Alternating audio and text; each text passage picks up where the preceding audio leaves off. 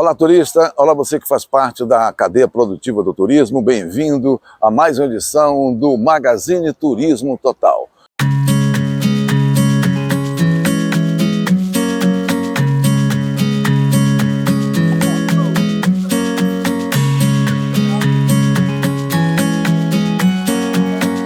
Essa é a Praça do Comércio, no centro de Lisboa, à beira do Rio Tejo.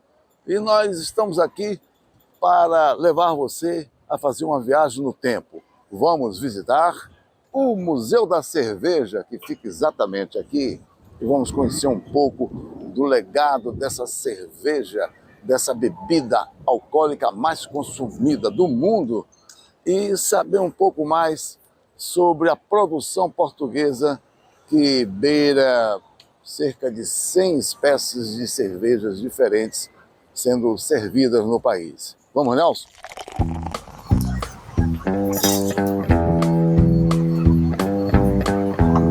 A temperatura a aumentar, o alcatrão a derreter, este calor que queima o ar, dá-me vontade de beber. Quero frescura que se veja, e o melhor para arrefecer é uma cerveja. Uma cerveja. Pode ser loira, ruiva ou preta, caneca fino ou garrafa, aviso já, ninguém se meta. Bem, estamos no interior do Museu da Cerveja e ao nosso lado o Daniel, que vai nos conduzir ao primeiro andar e nos mostrar, numa visita guiada, os detalhes da produção da cerveja aqui em Portugal. Agora, um outro detalhe está aqui atrás, nesse belo painel. Daniel, por favor, explica pra gente um pouco sobre o painel. Nelson, bem-vindos antes de mais ao Museu da Cerveja. Prazer todo nosso. E esse, para além do painel, para além do efeito de espanto e impressão que nós temos, é também uma história. É que nós levamos a cerveja muito a sério, principalmente a cerveja portuguesa e a cerveja mundial. E é por isso que nós temos os símbolos portugueses à nossa esquerda, mas depois temos também uma curiosidade, que é a cerveja chegou a ser uma religião, ou chegou a estar ligada à religião, e é por isso que nós vamos descobrir quem são aquelas figuras e porquê de estarem aqui. Para além disso, o propósito do museu é, estando em Lisboa, no epicentro e ligado à história portuguesa, que está ligado a todos os cantos do mundo. Temos todos os países do mundo para fazer um brinde ao mundo, nisso que é a cerveja, que é a amizade e a fraternidade. Maravilha, faremos esse brinde ao mundo daqui a pouco. Daqui a pouco, Vamos no final. subir para o primeiro andar? Vamos subir, por favor. Ok. Entretanto, Daniel, antes de chegarmos lá, gostaria que você explicasse um pouco para a gente sobre a produção do pastel de bacalhau, o bolinho de bacalhau. Dá fome só de olhar. E a receita original. Receita original, muito tradicional português, é o conceito do bolinho de bacalhau para o povo brasileiro, ou pastel de bacalhau, como nós portugueses gostamos mais de chamar. Exato. A técnica é simples, utilizando a batata, e vocês podem observar os ingredientes. É a batata, a cebola, o alho, o azeite e o sal, que são os ingredientes principais. E a técnica, utilizando as 2 colheres, que nós vamos moldando esse formatozinho de um cone, e através daí nós enchemos com o bacalhau também, que é desfiado. Mas aqui nesta casa temos um toquezinho especial. Utilizamos um queijo da Serra da Estrela, que é um queijo muito cremoso, que é fabricado e pasteurizado tudo tradicionalmente, e depois é recheado com esse queijinho. E quando depois de frito em azeite, quando se parte ao meio, vem aquele queijinho a derreter. Olha, essa conversa nos deixou com água na boca, viu? Vamos então ao primeiro andar? Vamos primeiro tratar da bebida e depois vamos ao pastel. Ok, então. Vamos a isso. Vamos, Nelson. É uma cerveja. Uma cerveja. Pode ser loira, ruiva ou preta, caneca fino ou garrafa, aviso já, ninguém se meta. Com a palavra, Daniel. Agora sim, bem-vindos ao museu em si. Então o que nós decidimos foi, toda a gente que está tomando uma cerveja ou tomando um chopp, como o povo brasileiro tanto gosta de chamar, toma regularmente, mas não sabe por muitas vezes a origem da cerveja. E o foco é precisamente esse. Convidamos todos os visitantes a fazerem uma viagem de 7.000 anos, onde nós vamos compreender a origem da cerveja, mas como é que ela se desenvolve e se transforma na cerveja moderna. E claro, falar sobre cerveja pode ser muito bonito, mas no final tem que se fazer a prova. Então temos sempre à volta de 50 cervejas, mas no total trabalhamos com mais de 100 marcas portuguesas, porque o foco é a cerveja mundial, mas em específico a cerveja portuguesa, para apresentar ao mundo. Ok, vamos então. Vamos a isso. Continuar. Então, começamos por aqui. Vamos recuar então 7.000 anos. Há quem não saiba que a cerveja seja tão antiga. Há teorias que dizem que a cerveja vai até 10.000 anos, no Neolítico, mas a única prova que para já temos, através de uma coisa que se chama a datação data-carbono, através do estudo e datação dos resíduos, é que há 7.000 anos na região da Suméria, onde atualmente é um país chamado Iraque, os sumérios, no resultado da prova do pão, de fazer o pão, acabaram por fazer um erro e desse acidente temos uma coisa extraordinária que é a cerveja. A cerveja basicamente é a fermentação dos cereais de cevada, onde progressivamente a água vai libertar o açúcar que estão dentro dos cereais e juntamente com o fermento que era destinado ao pão, vai acabar por fermentar esse açúcar. E quando fermentam o açúcar temos essa coisa maravilhosa que é o álcool. Agora vocês pensem nos sumérios na altura, que era um povo onde não tinha ciência, não tinha uma explicação para aquele estado de espírito. Os sumérios, um povo na altura que tinha inventado a escrita, mas que ainda estava a descobrir o que era a ciência, não sabia aquele efeito de felicidade que o álcool trazia, não é? Então quando eles provaram e sentiram aquela alegria que o álcool traz, eles diziam que era uma oferta dos deuses.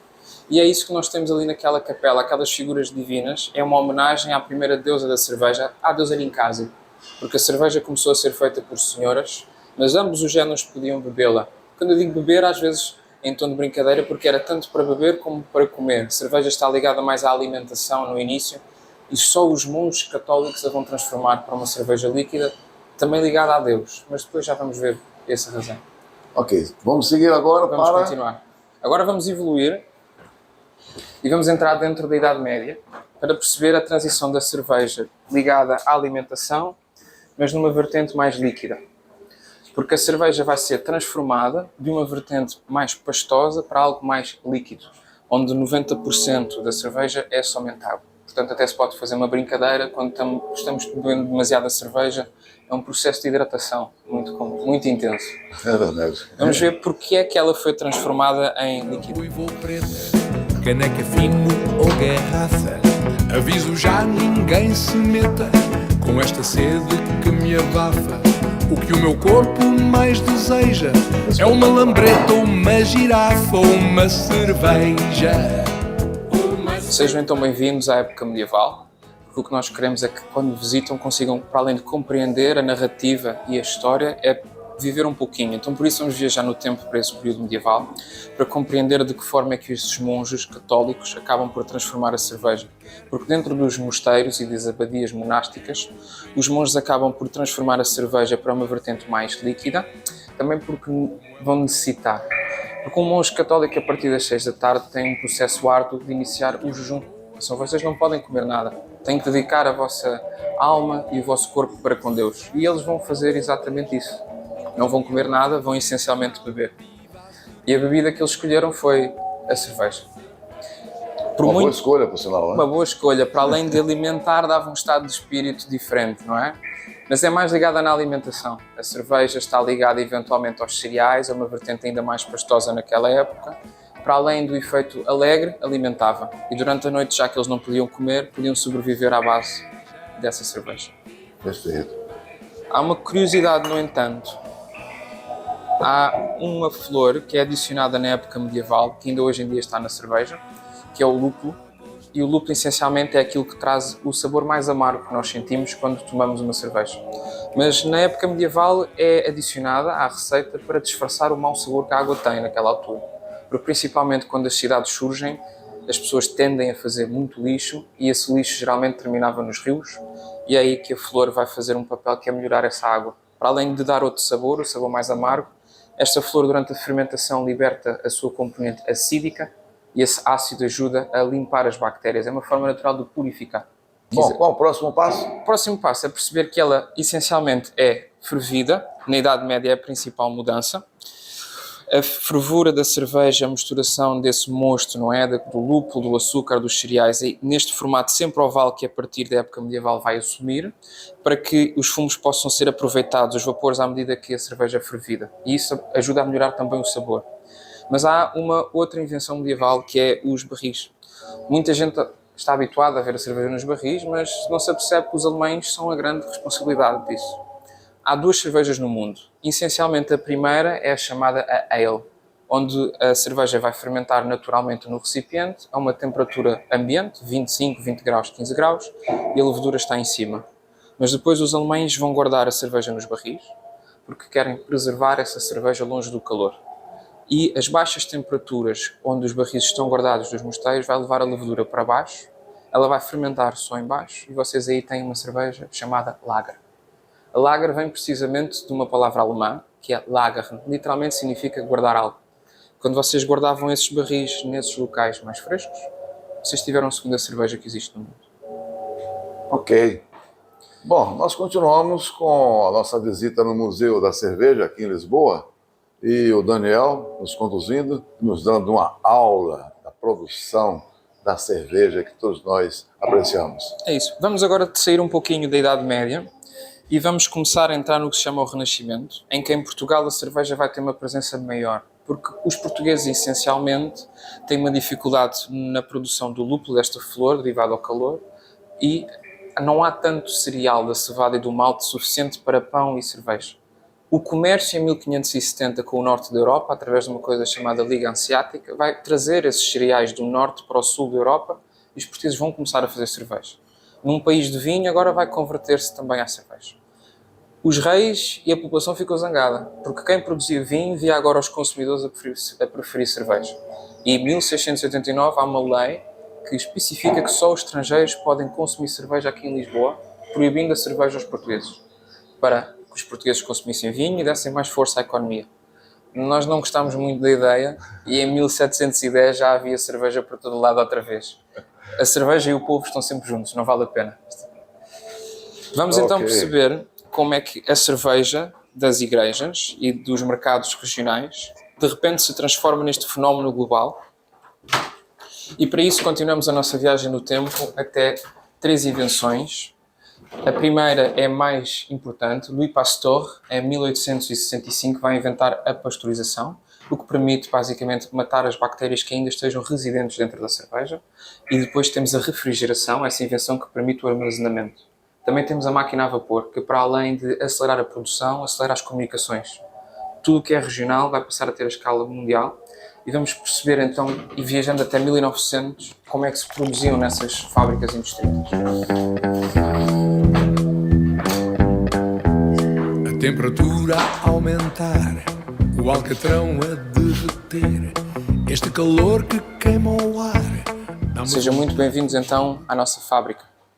O que nós fizemos aqui foi fazer uma reconstrução de todos os utensílios que nós precisamos para fazer uma cerveja nessa época da Revolução Industrial, montando aqui um esquema para que nós possamos explicar a quem nos visita essa compreensão, porque mais ou menos os processos ainda são idênticos, evidentemente o equipamento é numa escala diferente.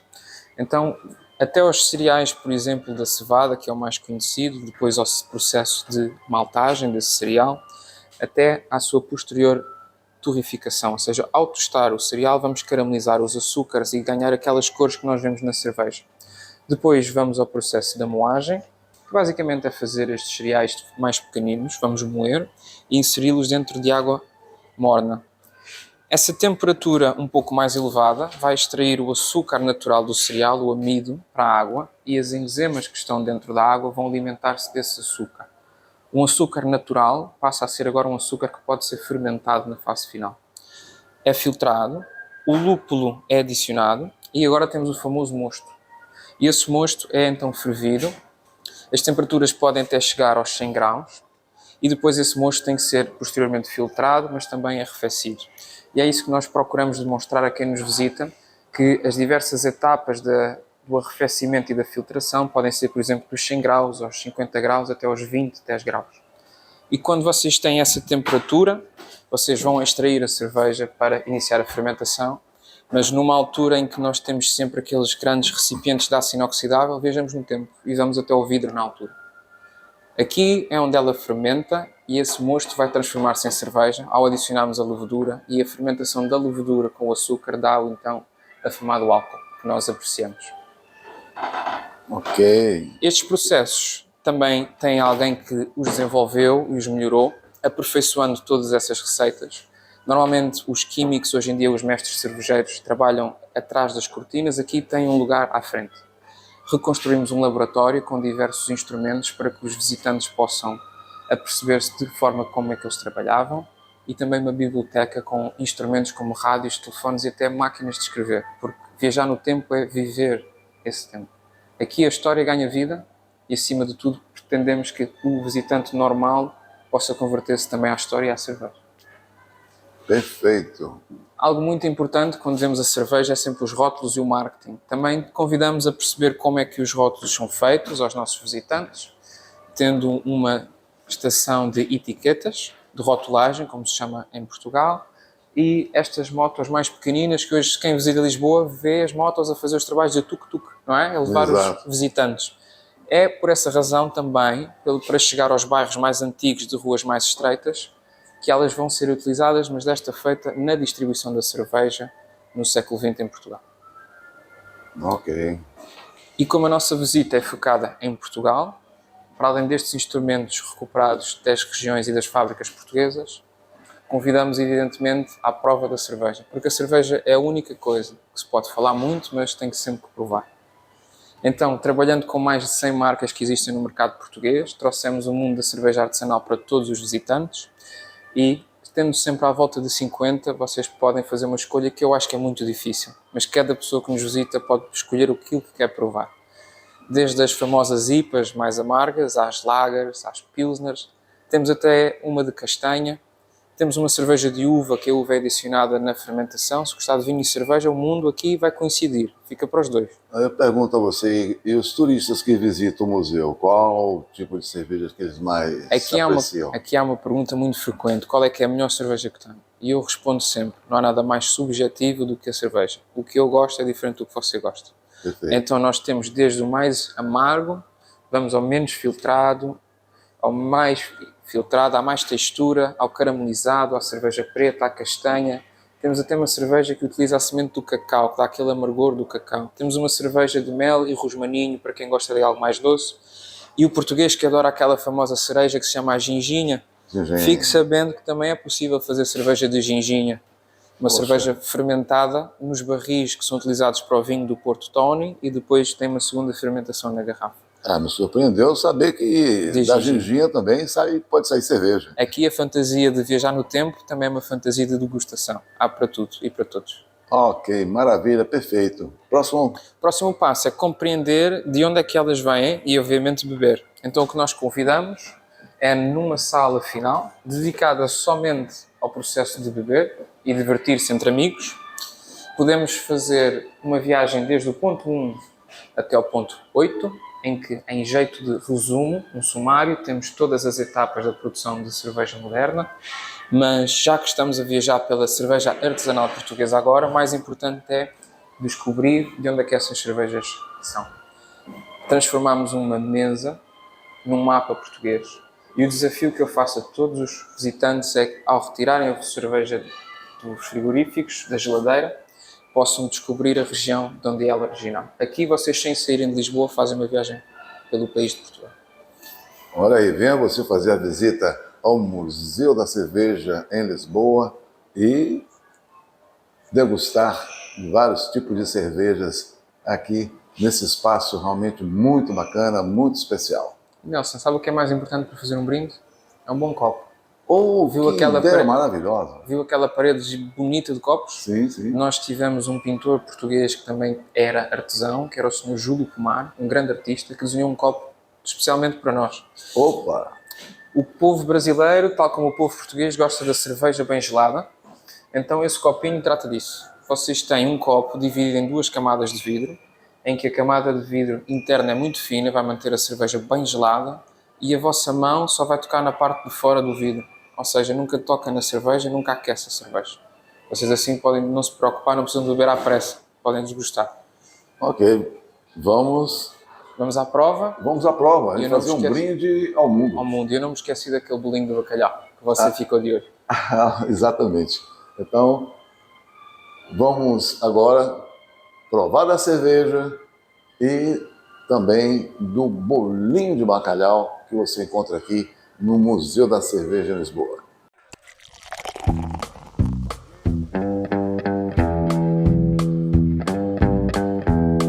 temperatura aumentar. Pois é, gente, chegou aquele momento esperado por todo turista que visita o Museu da Cerveja em Lisboa. Exatamente. Saúde, um brinde ao mundo. Arrefecer é uma cerveja. Uma cerveja. E para acompanhar, o pastel de bacalhau com queijo Serra da Estrela. Portanto, dois sabores tradicionais, uma especialidade única. A girafa, uma cerveja. Uma cerveja. Uau! Uma cerveja. Dá gosto de beber. Delícia! Recomendo. E agora que você sabe um pouco mais da história da cerveja, não perca essa oportunidade. Na sua próxima visita a Lisboa, visite o Museu da Cerveja. Porque a coroa de alva espuma tem um aspecto imperial. Vai-se depressa, não se beija. Industrial, artesanal, viva a cerveja. Sou mineiro, estou aqui visitando Lisboa, tomando a melhor cerveja do mundo. Eu sou Patrícia, de Minas Gerais, e vim visitar essa cidade maravilhosa.